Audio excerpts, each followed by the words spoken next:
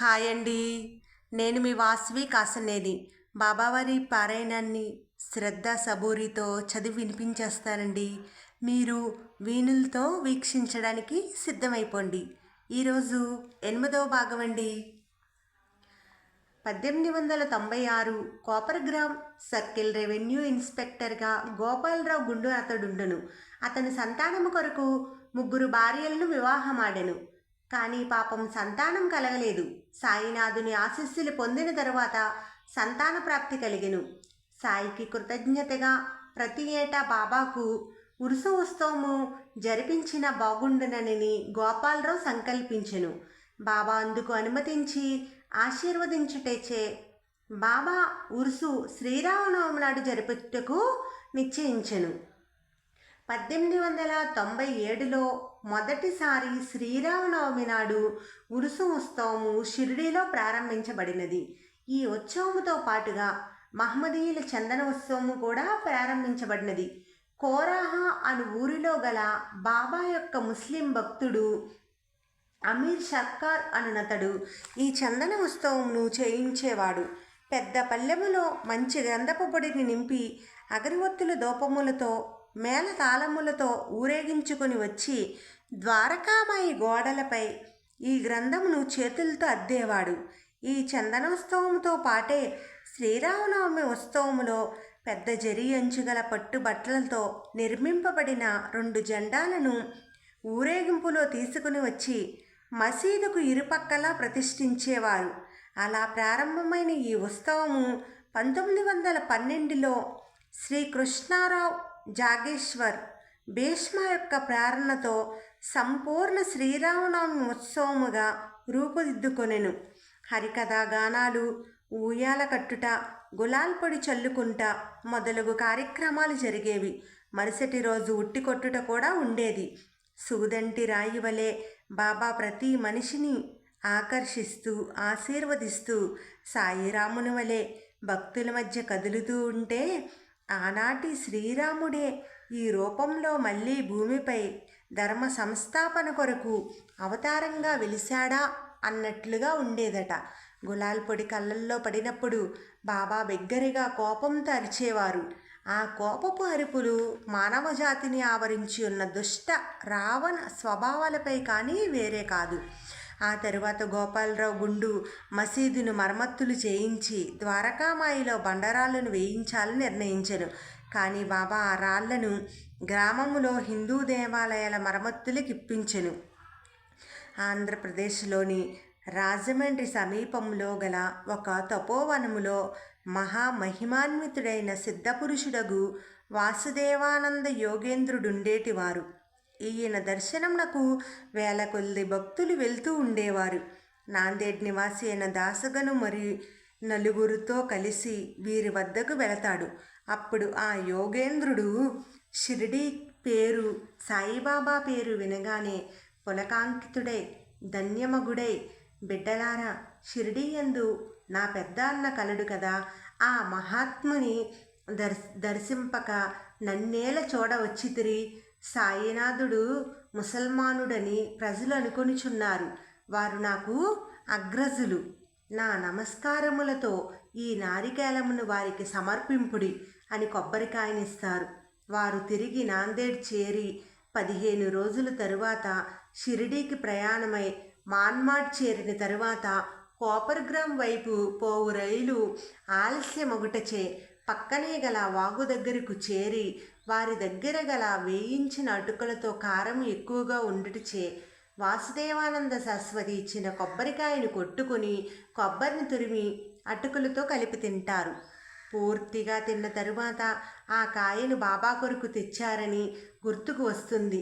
భయపడతారు. షిరిడీకి చేరగానే బాబా గనుని పిలిచి ప్రేమతో నా తమ్ముడిచ్చిన నారికేళమేది అని అడుగుతారు. ఆశ్చర్యాన్ని పొందిన దశగను జరిగిన పొరపాటును చెప్పి క్షమించమని ప్రార్థిస్తూ ఇంకో కొబ్బరికాయను తెచ్చి ఇవ్వడానికి లేవబోతూ ఉండగా సాయి వారించి, బిడ్డా పోవలదు, నీవు తెచ్చే నారికేళం నా సోదరుడు ఇచ్చిన దానితో సరితూగగలదా?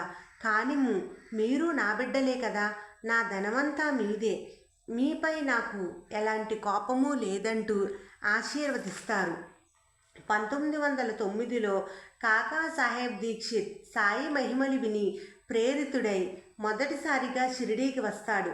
ఇంగ్లాండ్లో ఉండగా రైలు ప్రమాదంలో కాలు విరిగి దీక్షిత్ బాబా తన మహిమ ద్వారా కుంటితనాన్ని పోగొడతాడేమోనని ఆశతోనే వస్తాడు. కానీ షిరిడీకి చేరి సాయిని దర్శించగానే కాలు కుంటితనం కన్నా మనసులో గల కుంటి భావాలను తొలగించమని ప్రార్థిస్తాడు.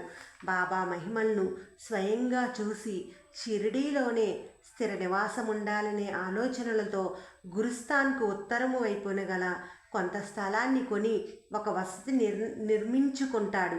పై అంతస్తు తన కొరకు ఉంచమని కింద భాగాన్ని బాబా కోసం వచ్చే భక్తులకు కేటాయిస్తాడు.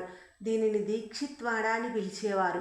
దీనిని ప్రస్తుతం చాలా వరకు కుదించి సంస్థానం వారు దీనిలో కాఫీ, టీలు విక్రయిస్తున్నారు. బాలాసాహెబ్ మీర్కర్ ఒక సమయంలో కాపర్ గ్రామ్కు తహసీల్దారుగా ఉంటారు. ఈయన చితలి అనే గ్రామానికి వెళ్తూ దారిలో సాయిని దర్శించి వెళ్దామని వస్తాడు. మసీదులోనికి వెళ్ళి బాబాకు నమస్కరించి పక్కనే కూర్చుంటాడు. అప్పుడు బాబా, నీవు ఇప్పుడు కూర్చున్నది ద్వారకామాయి. ఈ మసీదు తల్లి చాలా దయార్థ హృదయురాలు. ఈమె నిరాడంబర భక్తులకు కన్న తల్లి కంటే మిన్న. ఈమె తన ఒడిలో కూర్చున్న నిజ భక్తులను కష్టముల నుండి ఆదుర్దాల నుండి తప్పించను. ఎవరు ఈమె నీడను ఆశ్రయిస్తారో వారి కష్టములన్నీ తొలగిపోవును. నీకు పొడుగాటి బాబా తెలియనా అంటూ చేతిని పైకి పాము పడగవలే పెట్టి చూపి, అది మిక్కిలి భయంకరమైనది. కానీ ద్వారకామాయి తన బిడ్డలను రక్షిస్తూ ఉండగా ఆ సర్పము నుండేమీ చేయలేదు అంటాడు. కొంతసేపటికి బాలాసాహెబ్ మసీదులో నుంచి లేచి బయలుదేరుతూ ఉండగా బాబా శ్యామాను పిలిచి బాలాసాహెబ్తో చితలీకి వెళ్ళమని ఆదేశిస్తాడు. కానీ బాలాసాహెబ్ అందుకు అంగీకరించడు. బాబా ఇట్లా అంటారు, అతని మంచిని మనం కోరాము. బ్రహ్మదేవుడు నొసట వ్రాసిన దానిని ఎవరు తప్పించగలరులే. ఆఖరికు శ్యామ తనతో రావడానికి మీర్కర్ అంగీకరిస్తాడు. రాత్రి 9 గంటల ప్రాంతంలో చితలీకి దగ్గరలో గల ఆంజనేయాలయంలో మీర్కర్, శ్యామ బస చేస్తారు. వార్తాపత్రిక చదువుకుంటూ ఉండగా మీర్కర్ అంగవస్త్రంపై ఒక పాము ఎక్కి నిలబడి ఉండటాన్ని శ్యామ గమనిస్తాడు. బాలాసాహెబ్ భయపడతాడు. కొంతసేపటికి నడుం నుంచి సర్పం కిందికి పాకి దిగిపోతుంది. అప్పుడు చుట్టుపక్కల వాళ్ళు పోగై ఆ పామును చంపుతారు. మీర్కర్కు జరగబోయే ఈ పాము గండాన్ని ముందుగానే ఊహించి అభయమిచ్చారు బాబా. అంతేకాకుండా తనకు రక్షణగా శ్యామాను కూడా వెంట పంపారు. ఈ కథ ద్వారా మనం గ్రహించవలసిన నీతి, మనం బాబాను ప్రార్థించి రక్షణ కోరినప్పుడు మనకు రాబోయే కష్ట నష్టాలను, బాధలను ముందుగానే తెలుసుకొని తగిన రక్షణను, ఆశీర్వాదాన్ని మనకు అందించి తన మహిమాన్వితమైన శక్తి ద్వారా వాటి ప్రభావాన్ని చాలా వరకు తగ్గిస్తారు. కర్మ ఫలం బలీయమైనది కాబట్టి కేవలం నామమాత్రంగానే వాటిని మన చేత అనుభవింపచేస్తారు. ఈ కథలో బాలాసాహెబ్ మీర్కర్కు మామూలుగా పాముగండం ఉండవచ్చును. అయితే బాబా యొక్క అమోఘమైన వాక్కుల ఫలితంగా ఆ పాము ఆయనపై ఎక్కగలిగిన ఏమీ చేయలేకపోయింది. కాబట్టి సాయిని నమ్ముకున్న తరువాత తమకేవో మహిమలు, ఆశ్చర్యాలు, అద్భుతాలు జరగలేదని కొందరు భావిస్తూ ఉంటారు. సాయి తమకు ఏమీ చేయలేదని భావిస్తూ ఉంటారు. కానీ సాయి మనకు రాబోయే కష్టాలను చూడగలరు కాబట్టి వాటి నివారణకు ప్రయత్నిస్తారు.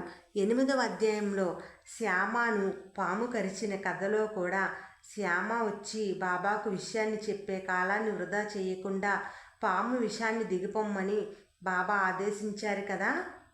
ఈ కథలోని విశేషాలను బట్టి బాబా యొక్క మాతృప్రేమ తన భక్తుల రక్షణ కొరకు ఎలా ఉపయోగిస్తారో పాఠకులు ఊహించుకోవచ్చును. గురువు యొక్క అవసరం, ఏ యుగములోనైనా గురువు యొక్క అవసరం ఆధ్యాత్మికంగా చాలా ఉంటుంది.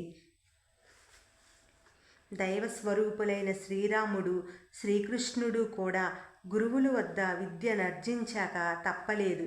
ఎంత ఉన్నత కులస్థుడైనా, ధనవంతుడైనా, గుణవంతుడైనా, బలవంతుడైనా, పండితుడైనా ఆధ్యాత్మికంగా గురువు లేకపోతే ముందుకు సాగలేరు.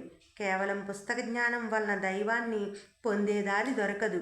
మనకు తెలియని అడవి దారిలో మార్గదర్శకుని వలె సద్గురువు మనకు ఉపయోగపడతారు. ఈ విషయాన్ని సాయి మాటల్లోనే తెలుసుకుందాము. ఒకసారి దీక్షిత్ బాబా దగ్గరకు వచ్చి షిరిడీ నుంచి వెళ్ళవచ్చునా అని అడుగును.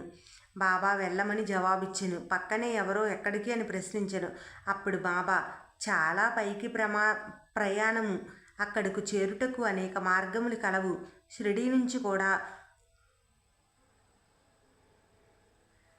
ఒక మార్గం ఉన్నది. ఈ మార్గంలో ప్రయాణము కష్టతరమైనది. దారిలోని అడవిలో పులులు, తోడేళ్ళు కలవు. మార్గదర్శకుని వెంట తీసుకుని పోయినచో అతడు తిన్నగా గమ్యస్నానము చేర్చును. పులులు, క్రూర జంతువులు, గోతుల బారి నుంచి తప్పించును. మార్గదర్శకుడే లేనిచో అడవిలోని క్రూర మృగాలచే చంపబడవచ్చును, లేదా దారి తప్పి గుంటల్లో పడిపోవచ్చును. పరమార్థం కేవలం గురుబోధనల వలనే చిక్కును. బాబా యొక్క ఈ బోధలోని సారాంశం, సంసారమనే ఈ జీవిత చక్రం దారి తెలియని కీకారణ్యం లాంటిది.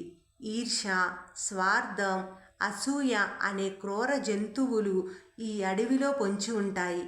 ఏ క్షణాన్ని వాటికి మనం బలి అవుతామో తెలియదు. ఈ దుర్మార్గాలకు దూరంగా ఉంటూ ప్రయాణం ముందుకు సాగాలంటే సద్గురు సహాయం చాలా అవసరం. కేవలం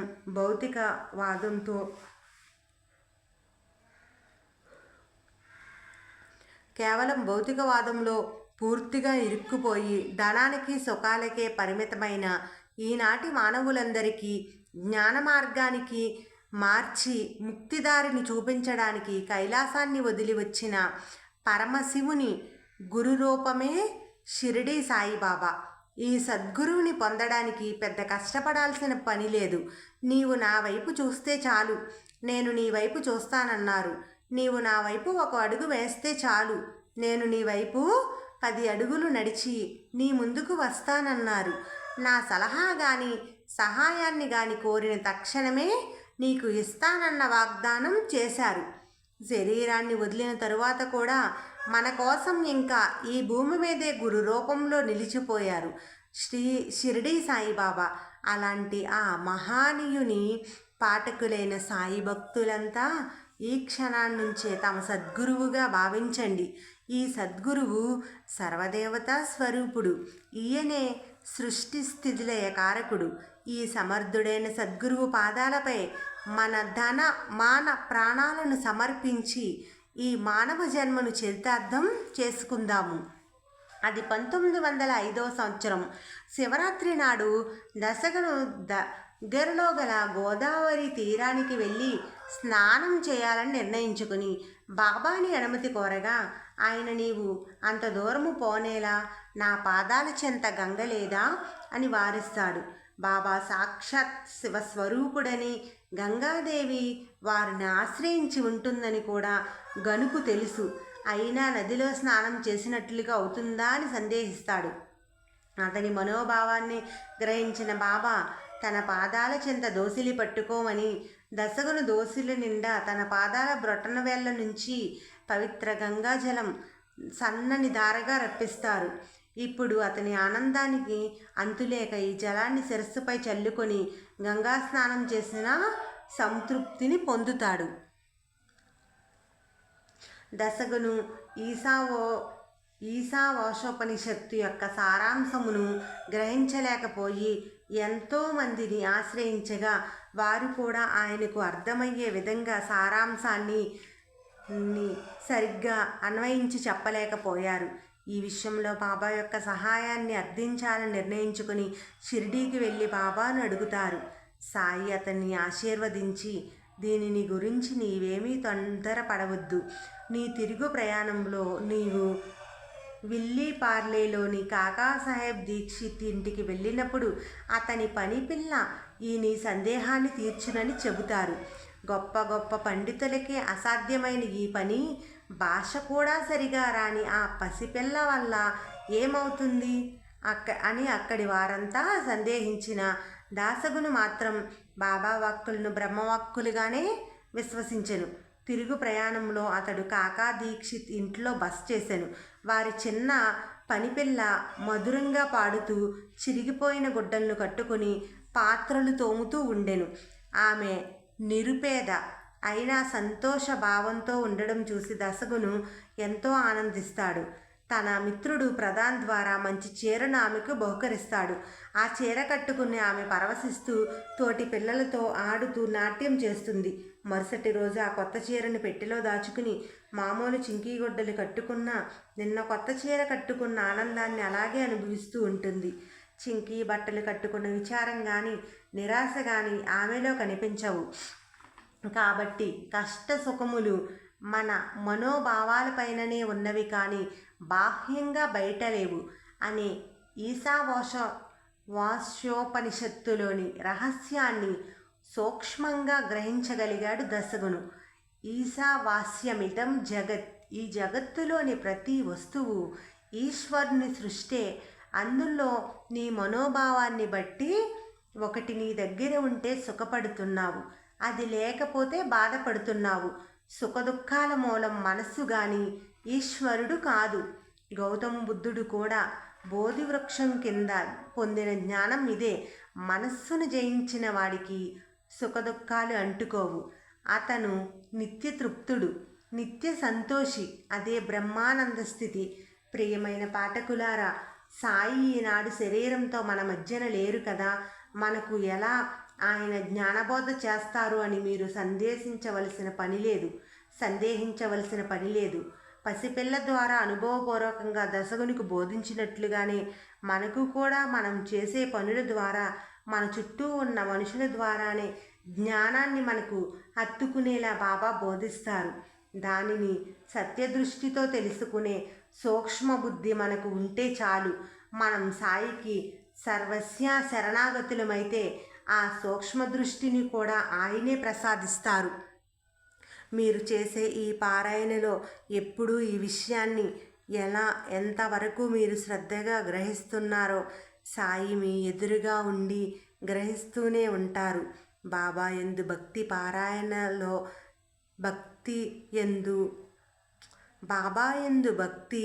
పారాయణలో శ్రద్ధ కుదిరినప్పుడు విషయం మనస్సులో చక్కగా ప్రవేశిస్తుంది. అప్పుడు తదనుగుణంగా బాబా తన లీలలను మీకు తప్పక చూపుతారు. కాబట్టి సాయి ప్రేమామృతాన్ని రుచి చూడాలంటే పై విధంగా భక్తి శ్రద్ధలతో ఈ పారాయణ చేసి మీకు మీరుగా సాధించవలసినదే కానీ ఇంకెవ్వరూ చేయగలిగిన సహాయం కాదు. ఈ అధ్యాయాన్ని భక్తి శ్రద్ధలతో పారాయణం చెయ్యువారికి, భక్తి శ్రద్ధలతో విన్నగారికి, భక్తులకు దశగునుకు బోధించినట్లుగా జ్ఞాన రహస్యాలను కరతల మలకం చెయ్యమని, అలాంటి వారి హృదయాల్లో సాయి స్థిర నివాసి అయి ఉండమని, వారి గృహాల్లో సాయి నిలయాలుగా మారాలని కోరుతూ ఈ అధ్యాయాన్ని ముగిద్దాము. ఓం సాయిరామ్ అండి. మళ్ళీ 9వ అధ్యాయంలో మరుసటి అధ్యాయంలో మళ్ళీ కలుద్దామండి. అంతవరకు బాబా సచ్చరిత్ర లీలలకు మీకు సెలవండి.